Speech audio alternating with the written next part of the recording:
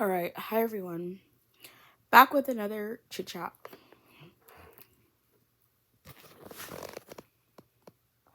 I'm drinking some leftover Wingstop. Okay, so I want to share something that I feel like is just helping me to realize, like, at the root cause. Well, they're not a root cause, but at the root of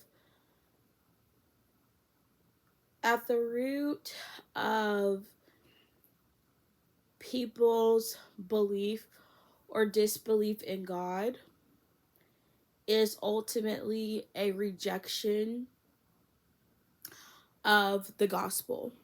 So I'm going to explain this as best as I can before I go to bed. Because this has just been on my mind to talk about. So, where do I start this conversation? So, one thing I do want to share is that I recently came across a YouTube channel that is essentially an ex-pastor, or a person who claims he was a pastor for 30 years, who is now deconstructing his faith, no longer believes in God, no longer believes the Bible, no longer believes in Jesus, and essentially his entire YouTube channel is him essentially, I feel like in his head he's exposing Christianity, but he's basically believes, everything is a lie, Jesus isn't real, God isn't real, the Bible isn't real. He makes claims that everything is a lie. And as a Christian, it is sad to see someone, especially someone who used to be a pastor. Now, my thoughts on this, for someone to be a pastor and completely do a 180 to now being, against God would make me question if God truly called that person to be a pastor. That's just something I personally feel like, I definitely think there's a lot more people who become pastors because they want the title of being a pastor, but God hasn't necessarily called that person to preach or be a pastor. I guess that's another conversation you could have. But I've watched a few of his videos. For some reason, it got recommended to me. As I said before, I do watch videos of people who don't agree with me to try to understand other people's perspectives. But it was really hard watching because he's essentially become a mocker and he's now making fun of Christians and mocking the faith, and basically just has a very negative view of Christianity. And I feel like watching his videos, I read a lot of the comments, and pretty much most of his supporters are probably people who have similar beliefs and also feel, the way he does. People who are deconstructing their faith because they didn't like a lot of things in church, or they didn't agree with certain things in church. And reading the comments on these videos, I often find it seems to be there's a gross misunderstanding of God and of the gospel altogether. And I've commented towards people trying to explain things the best way I can. A lot of people brought up like hell. Some people were bringing up, we don't have free will. And I think this is why I feel like it's important to explain to people that the gospel itself is evidence of God. And the reason that is because the gospel is a testament of God's love for humanity. And I feel like there are people who people who don't believe in God essentially will say, well, I don't believe in God because there's not enough evidence for him. And like that is a common that's the common theme, you know. I don't believe in God because there's not enough evidence of God for me to believe in him. So why does God get to send me to hell just because there's not enough evidence for me to believe in him? And I feel like people who have that mindset ignore that it's not just a you don't believe in God, it's a rejection. It's a rejection of God. It's a rejection of the Bible. It's a rejection of Jesus, and overall, a rejection of the gospel. Because anyone who hears the gospel and accepts it into their heart is saved. But those who hear the gospel and reject the gospel are those who are not going to be saved. That is according to the Bible itself. So if you ignore or reject the very gospel that would save you and just simply say, oh, it's not because I reject it because there's no evidence of God, you are still actively rejecting something. It's not just, not believing in something is the same as rejecting that thing. It's just like if you don't believe the sky is purple and someone else, I guess the better way to say it is, if I believe in unicorns, you don't believe in unicorns. You are rejecting the entire idea of unicorns. Is it that you simply don't believe in unicorns, or you also are sometimes my analogies are just not the way I want them to be. Also, maybe because I come up with them on the spot. But I'm thinking it's more along the lines of to reject something is to not accept that thing. So it's just like if you don't accept that God is real, that's a rejection of God. And I think the reason that whether or not someone believes there's enough evidence for God or not, I feel like is never going to be you can never convince someone of something they don't want to believe. And I've said this before, someone who is a self-proclaimed skeptic at the end of the day, it's like you can always find a reason to doubt something. At the basis for any belief in God is faith, and the reason that we have to have faith in order to meet and understand God, because faith in God is a relationship with God.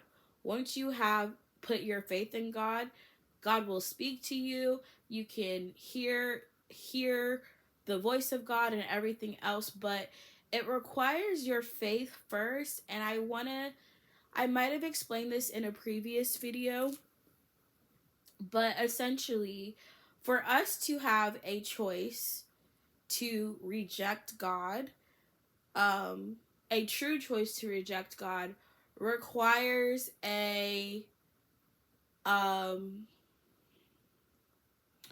requires that we make the first choice to have a relationship with God. And I actually think maybe that should word that better. It's like God wants a relationship with us, but we have to choose to believe in him in order to have that relationship with him.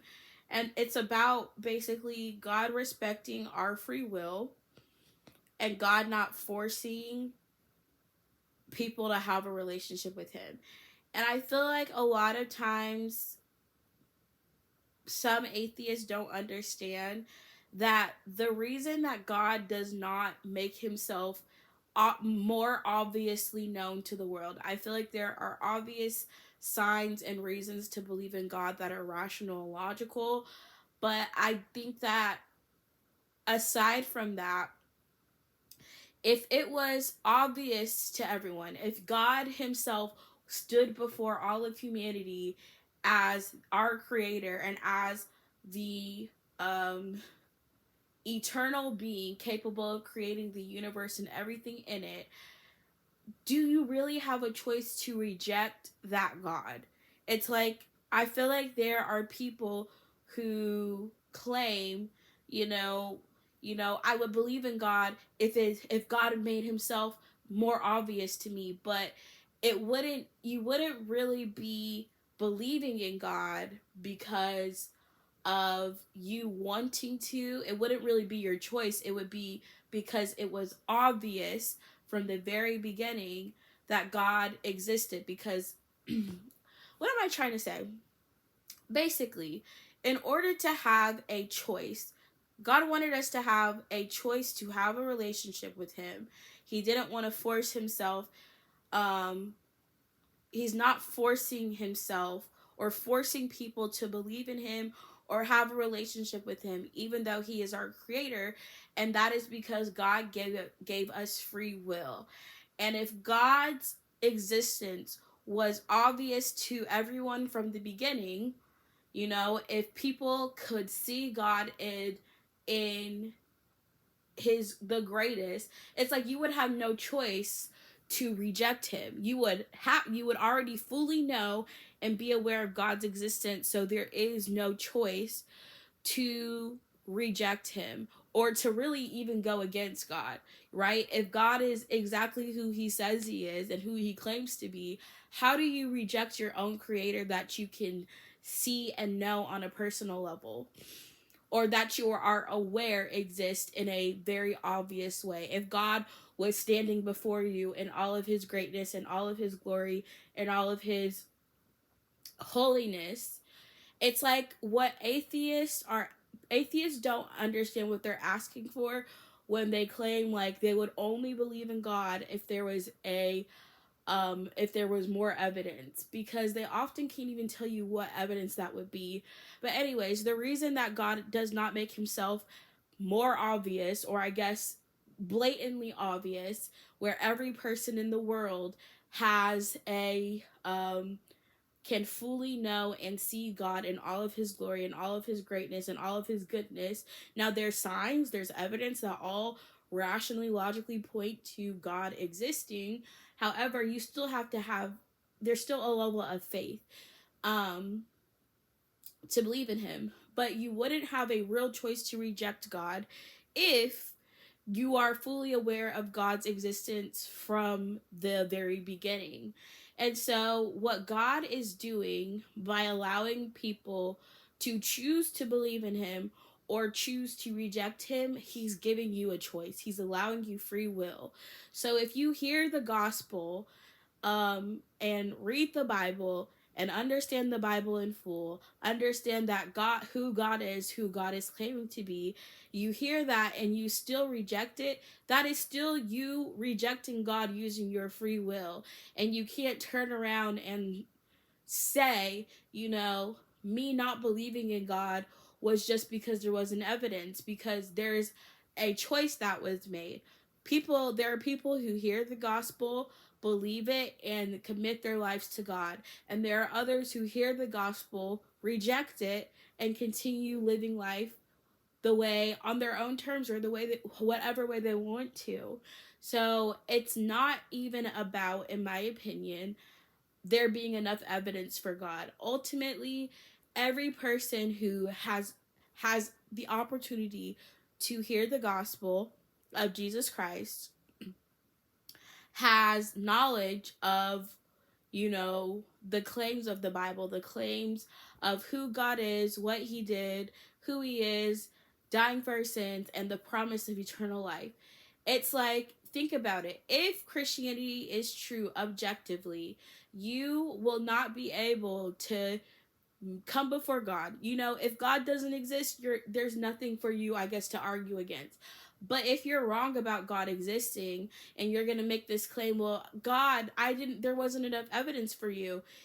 There is going to be a there isn't going to be a opportunity for you to basically tell God, well, my disbelief in you was because there wasn't enough evidence. Because I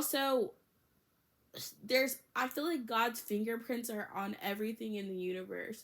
There's the intelligent design argument. There's the impossibility of everything existing out of nothing. Um there's the logic and laws of the universe that humans had no part in creating. It's even like our own idea of intelligence kind of doesn't even make sense, that we have any sort of intelligence as random mutations over billions or billions of years, which is according to evolution. And it's like, what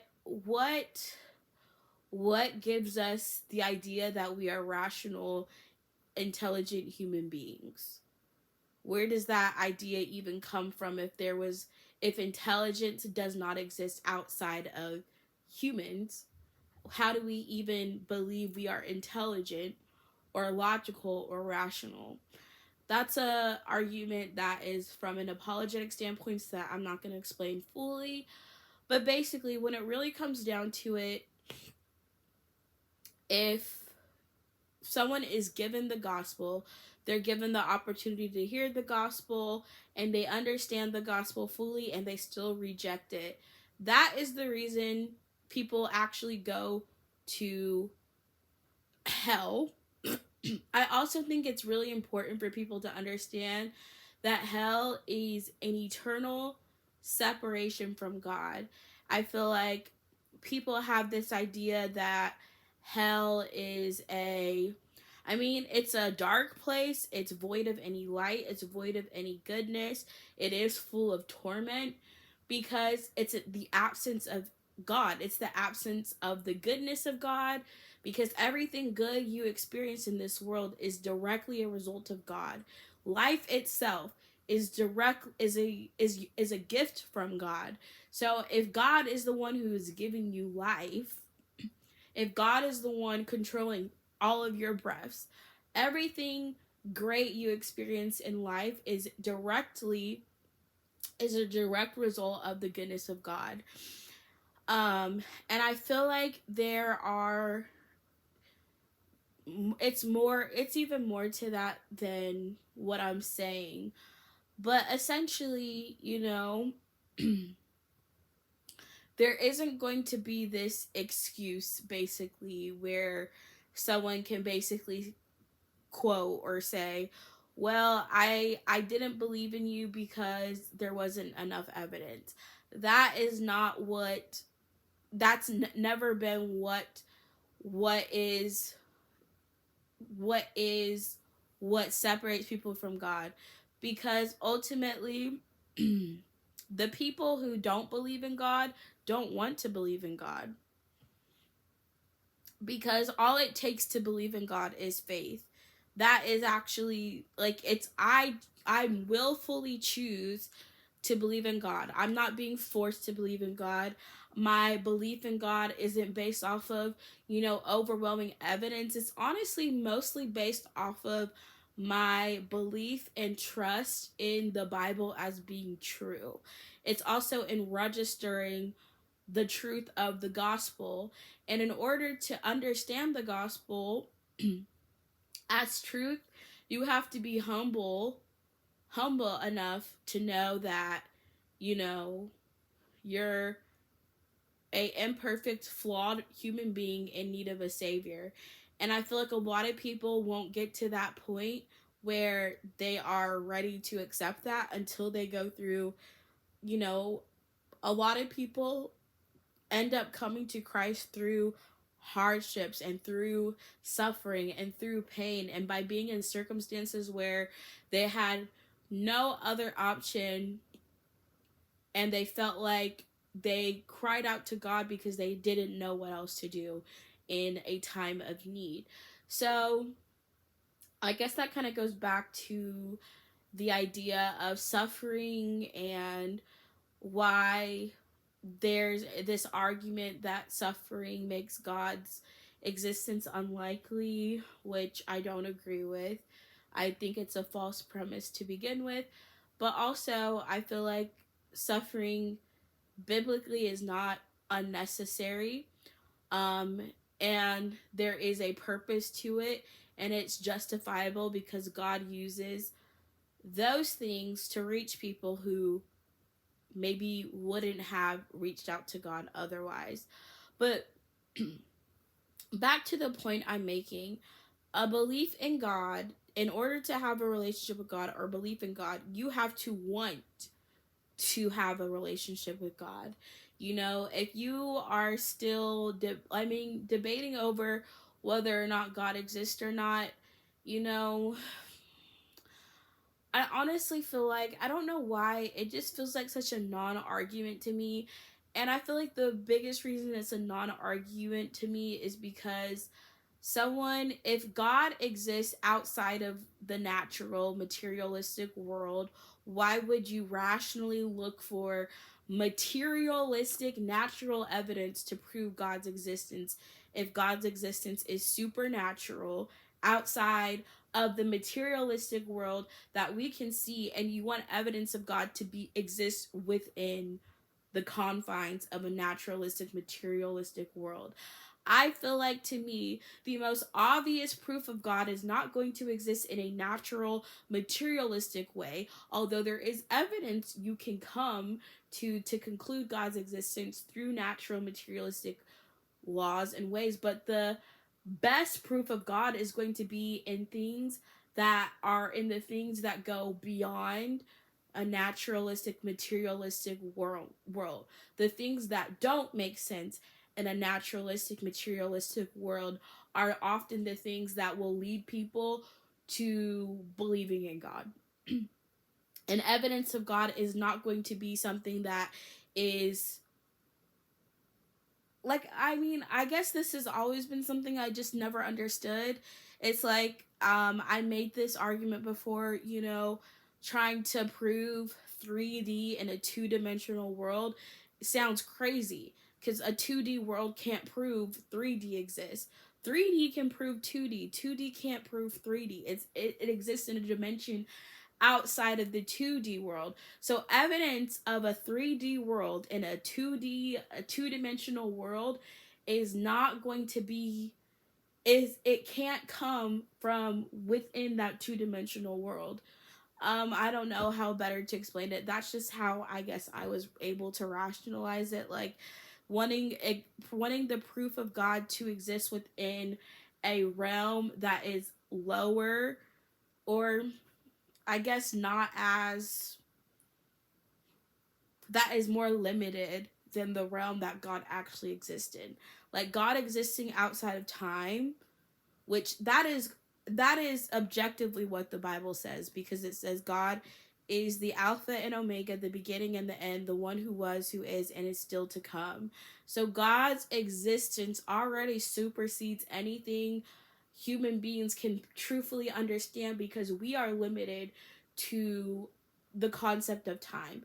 We don't exist outside of time. We are finite human beings, but God is already, according to the Bible, this infinite being that goes beyond the scope of what our human world, the physical world, is capable of understanding.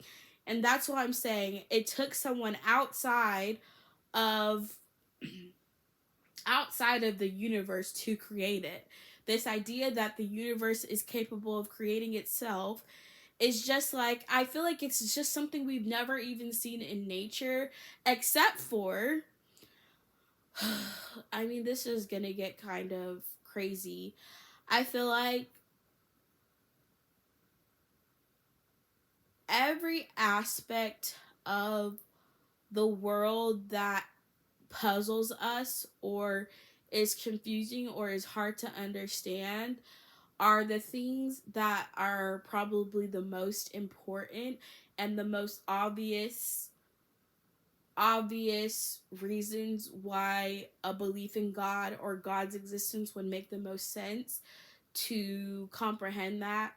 And I've always made this whole analogy. I don't understand how people will look at every single object in the world and say that those were created, but then look at the complexity of the entire universe and say the laws, the design elements, the intricate ways that human beings and nature and the planet and the animals all work together in this symbiotic, meaningful way, purposeful way.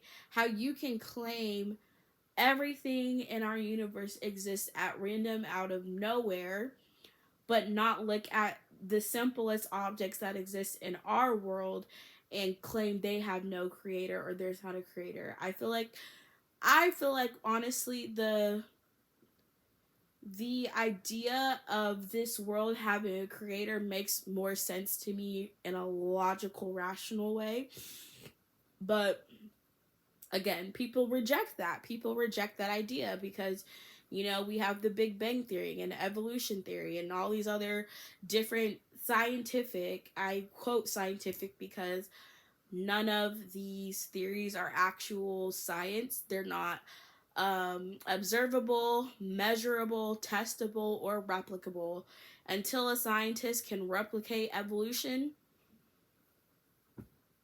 no scientist observed evolution, no scientist has measured evolution. Yes, there's a lot of, like, I guess, evidence for it, but none of the evidence is actually all conclusive. And the most conclusive evidence that there is for evolution, I can't remember, it's like that butterfly one, but it's like the changes with are all within the same species. It's like that's not really. And also what our DNA proves is that there was genetic variation already in order for those things to exist at even be selected. It's like natural selection doesn't even actually, this is not something I want to get to, but basically natural selection is almost disproved because in order to have variations in your genetic code, they had to already be and within exist within your genetic code. The phenotypic traits that are displayed or chosen or quote unquote naturally selected can't just come to exist at random, and mutations don't actually explain that the way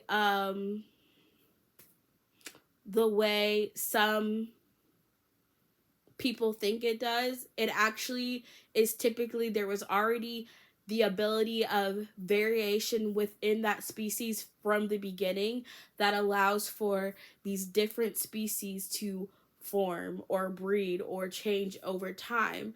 But they already existed within that the genome of that species to begin with. So it still is not like new genetic material is not necessarily something that you get from mutations.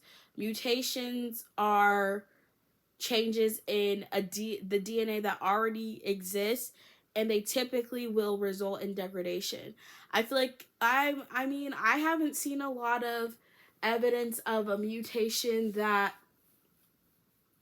would create something that wasn't already possible to exist in that genome. Like, I don't know. I've never really, I feel like the evidence of evolution that is given is never the evidence that directly shows the direct correlation between like species of one kind, the species evolving into a completely different species.